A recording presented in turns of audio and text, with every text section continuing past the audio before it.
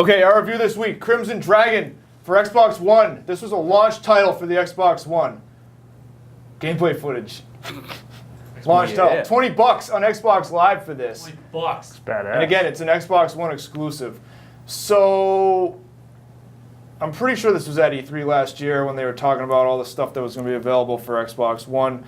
I didn't play this right at launch, but I played it a few weeks after, and I got my Xbox One hooked up, all that good stuff. So actually, this is a solid launch game because I was a fan of the other ones now. So this is Panzer Dragoon HD. It's called Crimson Dragon, but these are the guys that did the Panzer Dragoon games on back on the Sega Saturn, and then they did Panzer Dragoon Orta on the original Xbox.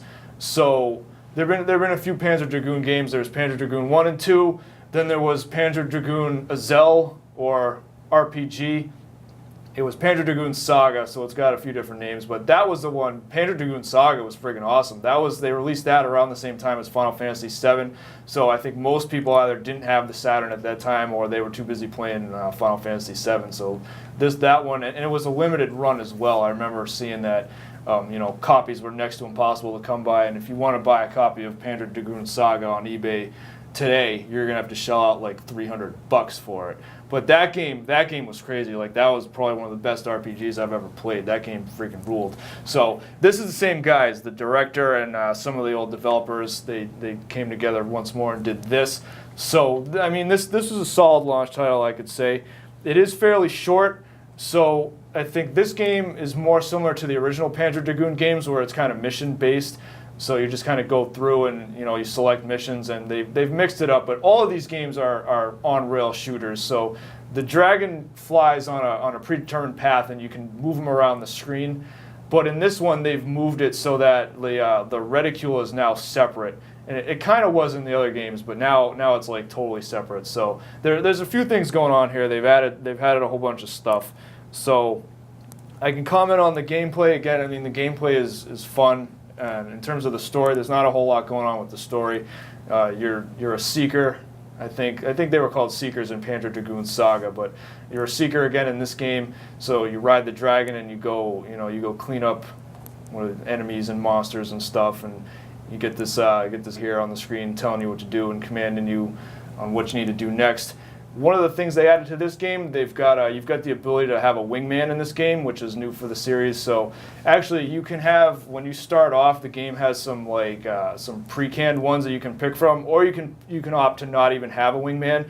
But since this game is online enabled, you can actually hire wingmen, which are like other players. So you can actually bring in another player's dragon. So it's obviously not going to be them playing live. It's the computer playing for them. But so you pay whatever it is, and then that's what they're doing here. You see, there's a second dragon there. So the computer will control them, and they'll kind of help you out.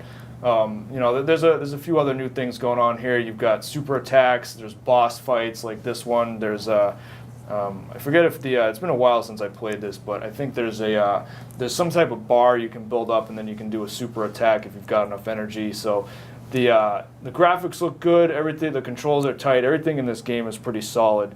So you also have the ability to get different dragons. So this red one here, this is kind of the starter dragon. But as you go, you can buy new dragons, and then they each have their own skills and stuff that you can level up. So you collect objects, or you collect items and stuff as you go through the stages, and then you can use them to upgrade your dragon. You can also buy the items you need to upgrade your dragon and get their skills boosted up. The other thing that's kind of strange in this game is you have to buy, I think they're called, revival gems. So like when you get a game over, you can either use a gem to continue and keep going, or you can buy one on the spot. But once you're out of revival gems, that's it, it's game over. So that can be a pain at times. That's kind of new. I don't think too many games do that. And I also think the microtransactions are enabled on this as well. So I believe you can use your Microsoft points or spend real money and buy and do the whole pay to win type of thing if you're inclined. So yeah, lots of people aren't really fans of that, but the option is there. That's what I think there were only a handful of times where I was like, shit, I don't have enough. What are they? Yeah, revival gems. I don't have enough, or I got to buy one. So there wasn't any times where I was like, oh great, it's game over because I didn't have enough. But there were some close calls. So aside from that, they got another thing in there. They've got these things called ampoules, and those are like, you know, they're temporary buffs that you can use like for a mission, and they'll do stuff like they'll boost your attack or boost your defense, and you can either buy those or you can get them as rewards for like completing a level. So yeah, they just added a bunch of new stuff to the existing Panzer Dragoon formula, and then here, yeah, it's the same kind of standard gameplay. If you're familiar with the others, you move the cursor around, you select the enemies, and then a lot of the attacks are homing attacks. So you just get them selected and, you know, burn them or blow them up or whatever. So actually, you know, I was pretty happy with this. For $20, I think you get your money's worth. It's a solid game. And again, kind of short on stories. Yeah, a couple of these boss fights. This is a good one here. Like this is like the entire level, and they've done that before. I remember there was a similar one at the end of Panzer Dragoon 2, where like the entire level is just the boss. So this is cool, and especially here, this is where your wingmen can come in really handy, because like this, like the longer the fight goes on, like the more your rating is going to suffer. So you want to try and kill these guys as quickly as possible. And something like this, I don't think it said it, but this is like a like the dragon isn't on rails here. It's just like it's a free kind of flight thing where you can just move around this huge boss. So that's cool. So it's not just a straight rail shooter the whole time. And yeah, I mean, there's one other thing I should mention here. That was kind of annoying. As you go through, you collect enemy antibodies, and it'll show like on the status screen when you go from level to level.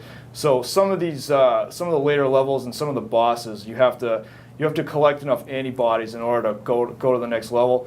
And the way it's set up, it just means you have to play the levels like a few times in order to kill enough enemies and get these antibodies collected so that you can get to the next one. And that was kind of a pain. It just seems like they made it like arbitrarily more like repetitive and just made you do the levels over, just for the sake that you had to collect antibodies and get enough to save up. So that, I thought that was kind of silly, but I mean, whatever. Overall, let's put up the scorecard here.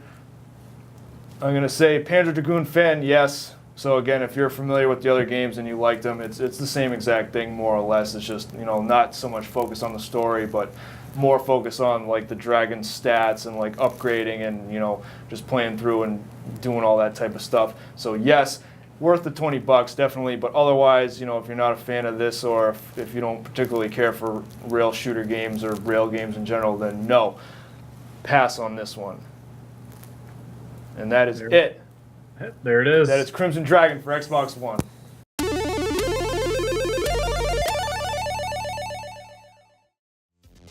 Thanks for watching, Smeens.